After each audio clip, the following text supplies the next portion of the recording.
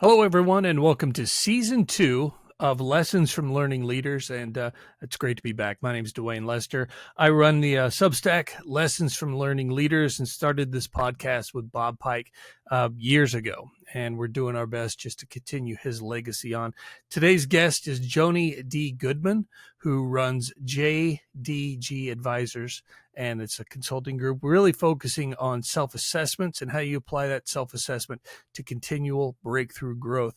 But before we get to our interview today, I want to encourage you all, if you can, to become supporters of Lessons from Learning Leaders. You can do it in a couple of ways. $5 a month, about the cost of a coffee cup, helps us continue to put quality learning and development material out there so we can all continue growing together. But if you do the annual subscription, it's $50 a month, a little bit less than that. Plus, I'm willing to send you 4 Bob Pike books, literally Bob Pike books. So you get the Fun Minute Manager, create fundamental results now using fun at work.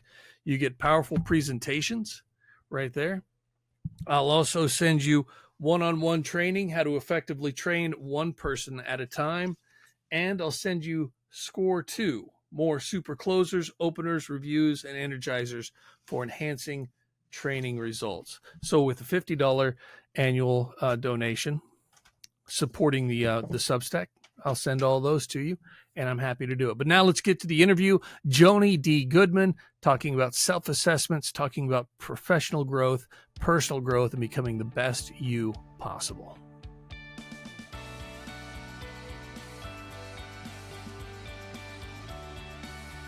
So, Joni Goodman, thank you for joining Lessons from Learning Leaders. Appreciate you being here.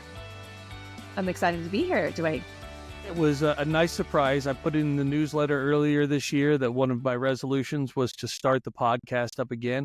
I'd gotten out of it towards the end of last year, just with things going on. Sometimes life gets in the way. And I said, I want to get back into it. It wasn't long after that you sent me a message and said, hey, let's do a podcast. So I'm all about it. But first, Joni, tell me your story. Yeah. So, Dwayne, I'm actually a biochemist by trade, turned master trainer, experiential facilitator, professional coach, and entrepreneur, creator of my own company. And so, by way of a circuitous route, did I find my way into the talent development, training and development space. But when I did, that was back in 2004.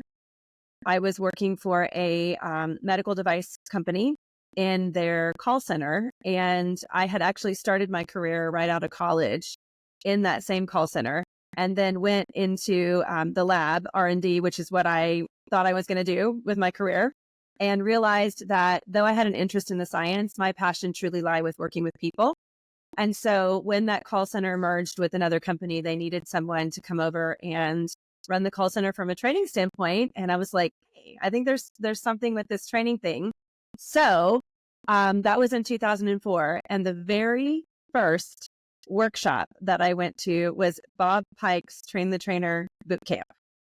And that was in 2004, and it's 2025, and I'm still using some of the things that I learned from that workshop. So as I joined ATD national and then my local chapters, I certainly met Bob in real life and would see him every year at the conferences. And so I want to just make this my give back and my tribute to Bob in doing this podcast, because he was very much a part of my upskilling and going from a biochemist to becoming a trainer.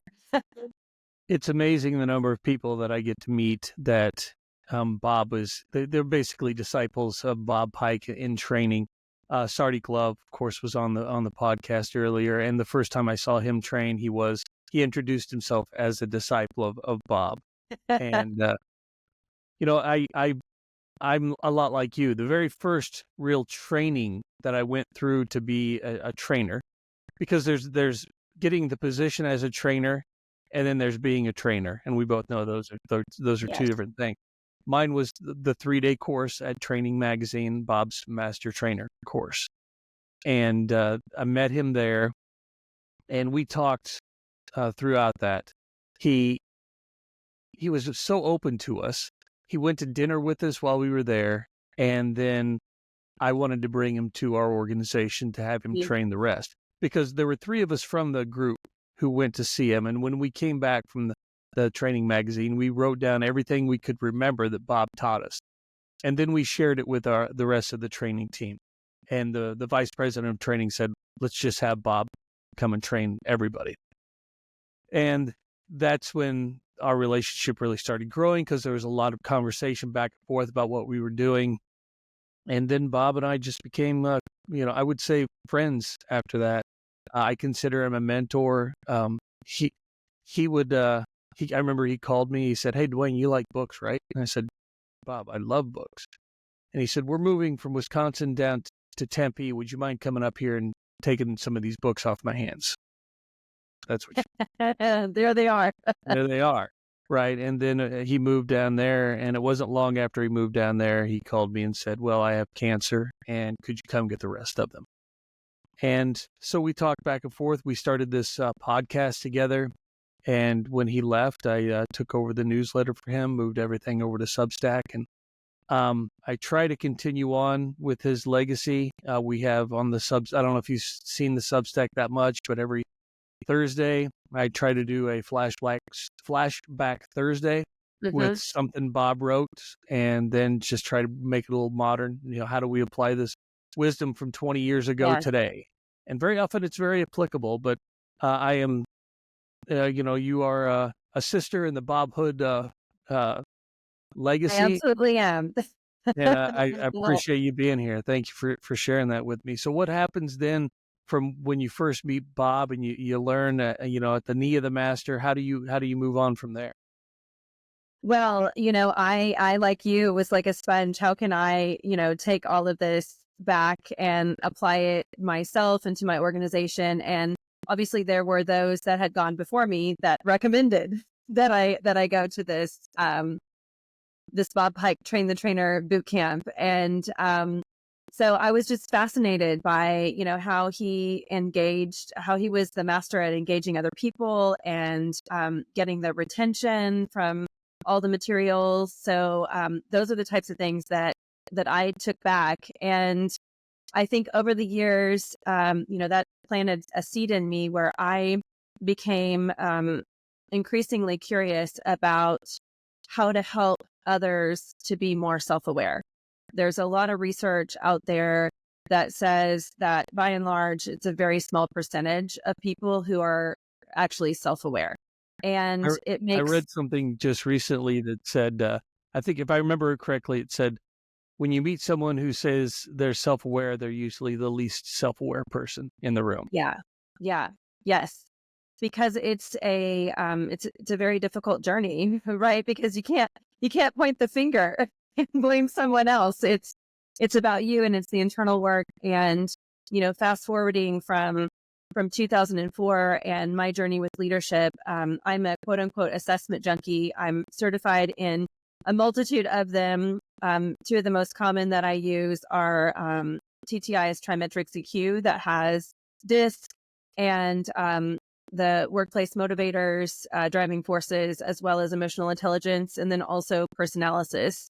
Because I think anything that can give someone some data or information about them is helpful.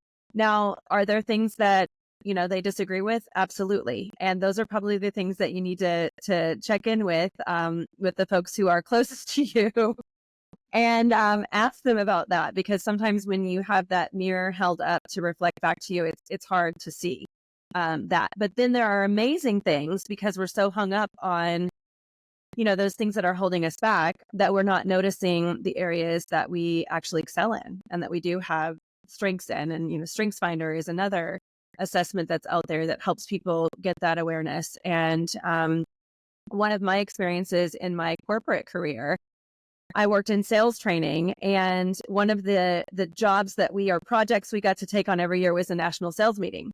And so there was one year that we, as a Salesforce effectiveness group, decided that in planning this, we were going to utilize our DISC behavioral styles overlaid with our top 5 strengths and assign the tasks and the sub projects of this massive undertaking and just see how it went for us. And I will tell you that the results that we got from the evaluations, there was a market improvement. Now, was it because we aligned ourselves solely for that? No, there were other factors involved. But that was certainly, a metric that we could say improved. And also, we all as a team felt a lot better because we were actually able to use our strengths rather than do things that we didn't really enjoy. I remember I took wasn't Strength Finders, it was a disc analysis at the training conference, and I came back with that, and I gave it to my supervisor at the time, and he looked at it, and I tend to be a high D in disc, and he looked at it, and he looked at everything that's in there, and he comes back and he's very concerned. He says, "Dwayne, do you agree with this?" I said, "Yeah, it's pretty spot on. I agree with." And the next day, he removed me from leadership positions. He said, "You can't be trusted as a supervisor." And I was like, "I don't know that you understand the purpose of this." And so I was curious, have you ever seen anything like that? And how important is it to prepare supervisors for getting those results back? I mean, is it key that they are a part of this whole thing? Because I feel like I look back on that and I think of leadership and self-deception. Deception. As far as I'm concerned, the problem is me. And so I think back, how did I create that situation? I created it by not giving any context on what it was or what it was meant to do. So I'm curious from your perspective, as you go out and facilitate these things, how important do you think it is to include the supervision in the assessment and the analysis and the understanding of the purpose? Yeah. Well, speaking of self-awareness, it sounds like there was some lacking of self-awareness, maybe in both parts, but I love how you spun this to really own your part in it. Like, hey, I didn't really set the context. And so I think it is absolutely critical and important to have supervisors, managers, directors, leadership involved in this process, letting them know what the purpose and intention of this is. When I'm working with individuals and teams, most oftentimes nowadays, when the request comes in, it is from the manager or supervisor to have the team member to do this. Now, not always. Sometimes it's the team member that reaches out. And my question is, okay, thank you for reaching out to do this. Give me a little background as to where this is coming from. And most oftentimes it's, well, everyone else on my team has done it. So my boss, my manager, would like for me to do this as well. And when I go in and do team sessions, I always have the manager or supervisor also as a part of that, even if they've done the session before, with part of the team and now they have, half of the team is new. I always have them involved as well. I think it's absolutely critical. Agreed. Completely agree. So you mentioned earlier you made this transition in entrepreneur. I'm looking at jdgadvisors.com right now. And trust me, I said that over and over in my head because I was sure I was going to, my brain will transpose everything. It's jdgadvisors.com. You did it. You got it. And I'm looking at the folks that you've worked with, and I'm wearing my Philmont Scout Ranch sweatshirt in honor of the Boy Scouts of America. They're one of your clients. I see PepsiCo, Phillips 66, just a ton of great organizations you've worked with. And so if you don't mind, can you help me? I want to hear about your journey from biochemist to standing in front of the, PepsiCo and helping them. Can you help me with that? Connect the dots? Yes. Yeah. So as I started out, when I made the switch to training and development, it was in a call center environment. And from there, I moved into sales training. And from there, being in sales training, sometimes I reported into the training department. Sometimes I reported into human resources, and sometimes I actually reported into sales. And so I got a lot of breadth and depth of experience as far as doing, actual sales training, product training, onboarding, new hire orientation, then doing various leadership topics at sales meetings. So that was for the majority of my career. I worked for two different medical device companies in that capacity. And I was living in Indiana for most of my life. And then in 2013, I relocated to Houston, Texas, which is where I am now. And when I moved here, I had my sights on launching my company then. And I had just left the women's health organization. I was working in breast cancer, actually, in sales training. I had just left that organization and was going to start my company. And a week before my mom was to retire, she found out she had breast cancer. And so thankfully, we caught it early and she is 100% fine now. However, at the time, I had experience in that area. And, I had just left Indiana and was now in Houston. So she was in Indiana. I knew all of the doctors and physicians and everyone that should be involved in her care team. So I took some time off to help with her care. And needless to say, I didn't have extra time. I was in a new city. I didn't have, an abundance of finances to launch a company under those circumstances. So I got recruited off of LinkedIn for a clinical training role. And I was living in Texas and I was like, I've called on the amazing Texas Medical Center, the opportunity to work there, like, yes. So I was doing a clinical training job and I thought this is a perfect marriage of my biochemist background and my training experience. And it was amazing for probably the first month. The technology was unbelievable. It was a robotic surgery device and I was training surgeons on how to use that. And then after about a month, I myself felt like a robot. And I was like, you know what? I miss what people at that point in time and still today refer to as soft skills. I call them competency-based skills because they're now degrees that you can learn that stuff. But by and large, most of the professions out there are not teaching these soft skills. So I did that for about 6 months. And because I was in a new city, and I also had a lot of limiting beliefs that I wasn't necessarily aware of, speaking of self-awareness. And I really couldn't coach myself into starting my company. So I hired a coach and I also joined a boutique learning and development company here in Houston to kind of experience what is that like to be on the other side of the table in selling, doing business development and selling those services, even though I was doing that internally in my role. So I did that for a year. And in conjunction with working with the coach and getting some experience and making some connections here in Houston, and also joining ATD Houston, which was a huge part of my journey as well. I launched my company. At the time, when I first launched, it was Joni Goodman, LLC. And I rebranded last year to JDG Advisors.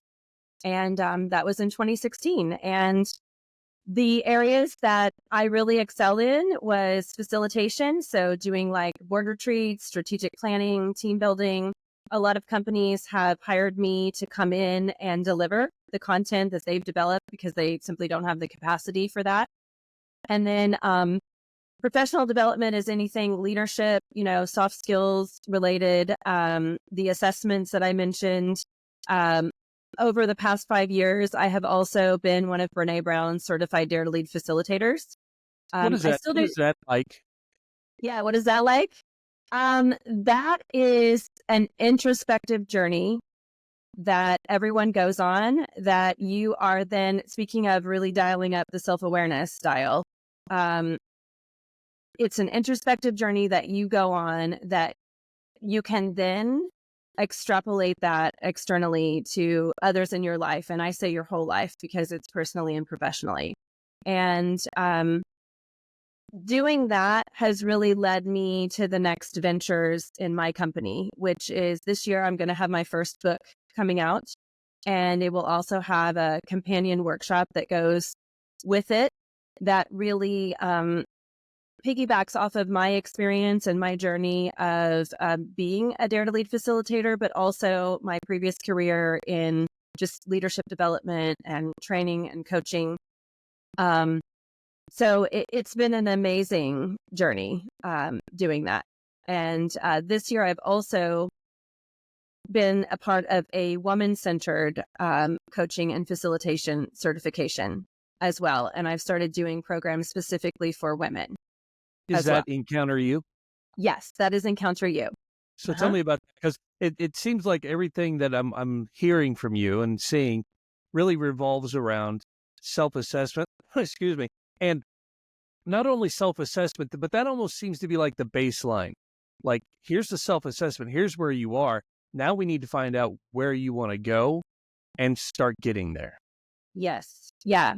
So this will be my third Encounter You. I launched it in 2023. And where I've really honed the focus is, and it's given my background, is for women who are in STEM. And they are in this place of feeling like they are unnoticed, like they're not providing value, um, like they're being passed over for promotions or advancement. That Like they personally feel like they're not yes, they providing value. personally they personally feel that way, and so they're feeling that way inside, but their view is really that their team members are not noticing their contributions, or they're not getting the raises or the promotion or the recognition from their boss. And so in their mind, they think that it's external. And there could be some truth to some of those things, but most oftentimes, and this is from my own lived experience, it's from the inner critic, the mean inner critic that you have in your mind that is, telling you this narrative, telling you these stories that are not true. And, you know, in the absence of real data, the brain is wired for story. And so we can calm our nervous systems down when we can connect the dots to the story, whether it's true or not, factually. We'll start to calm down. And when we create that story, we then look for data to support it.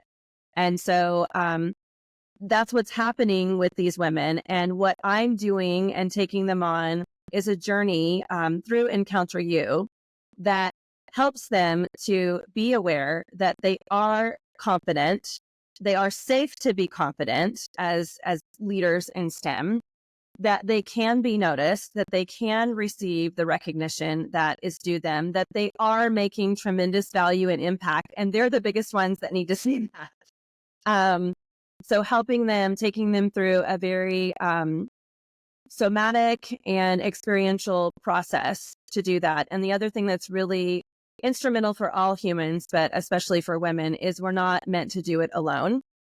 And so being surrounded by a community of like-minded women to support you in that journey. And some of the women that have gone through have just gone on to do like amazing things that when they first came through, they didn't think were possible for themselves. One of the things that I saw on your website, and I can't remember where, I was just looking for it, was you talked about creating safe spaces for leaders to be vulnerable.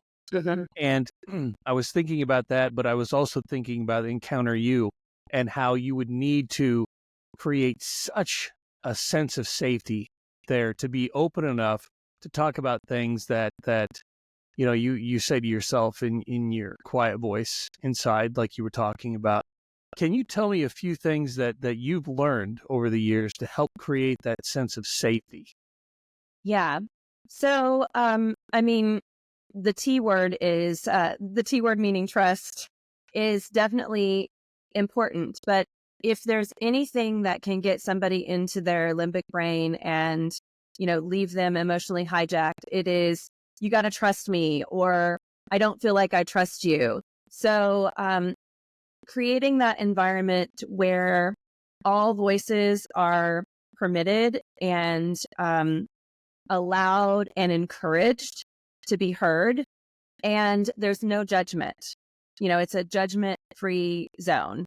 Um, but it's also being able to help them to be aware of how they're feeling. So we're feeling beings that sometimes think before we do. We're always expected to do something, especially at work and even outside of work.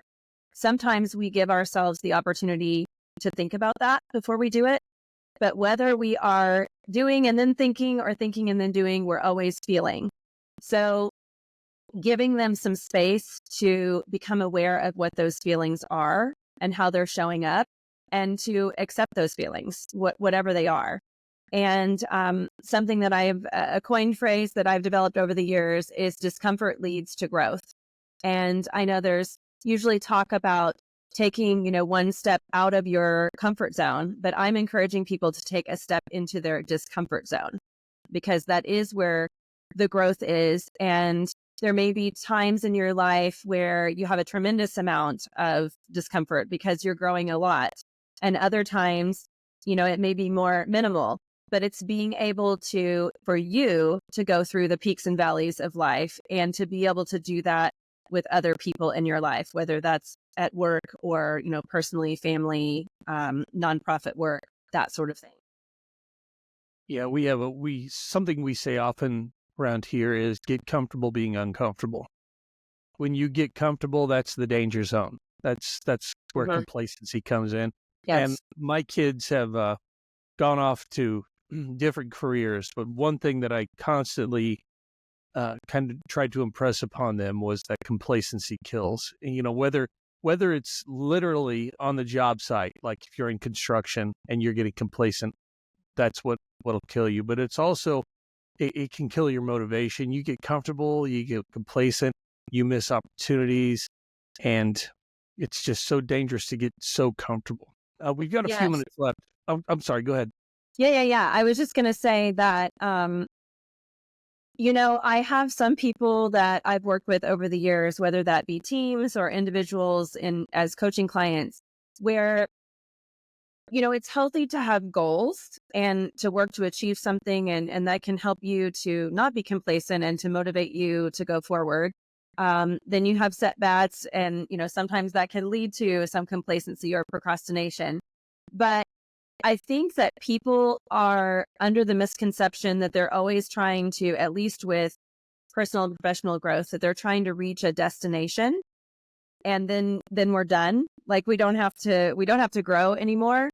And, I myself have been able to say this statement I'm about to say for years, but I don't think it was really until last year that I was able to fully grasp it. And that is, the journey of growth and development is one that never ends.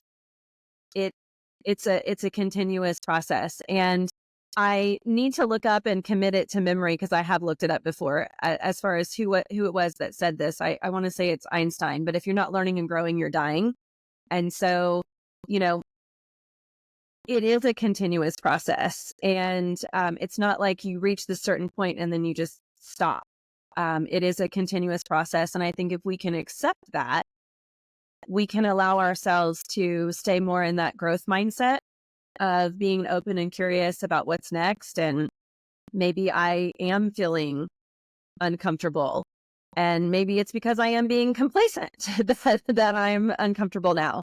Or maybe it's that I'm doing things or trying things that I've never done before, and it's really scary. And so it's acknowledging, how am I feeling? What is this causing, inside of me? And how can I support myself? And what is other support that I may need to engage in order to help me get to that next chapter in my book? So we've got a few minutes left. Can you tell us about your book, or is it still under wraps? And Sure. Happy to do that. So, in full transparency, I have 2 books in process, and the one that I thought was going to be the first one is actually going to be the second one. And so this writing journey has been interesting. But my tagline for my company is Breakthrough to a Better You. And so the book is going to be called Repel, Breakthrough to a Better You. And it is a series of breakthroughs that you can either use. There's one for each week of the year. That's one way you could use the book. Or there will be a glossary if you're going through communication challenges, for example, that you can look up these communication breakthroughs. And there are some questions. So it's kind of like a book and a journal together that you'll be asked around those breakthroughs, which are your break thoughts.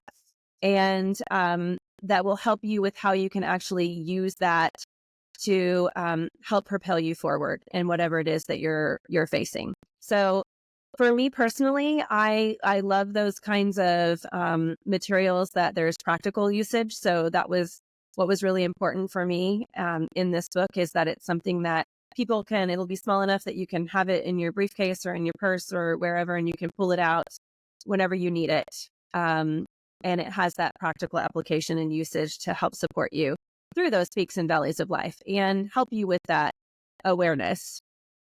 Fantastic. Look forward to reading it. Thank you for taking the time to do this. We're just at time. So um I'll go ahead and link everything up in the show notes when we put it out on the Substack, the website. I see you're on LinkedIn. Any other socials out there that you want people should reach out to you at? Yes, I am on Instagram and Facebook as well. Cool. Excellent. Well, thank you for taking the time. It's always great to meet basically another one of Bob's wide family of Yes. trainers. You've learned from him, and it's just been a treat to talk with you. Thank you. Likewise. Thank you so much, Dwayne.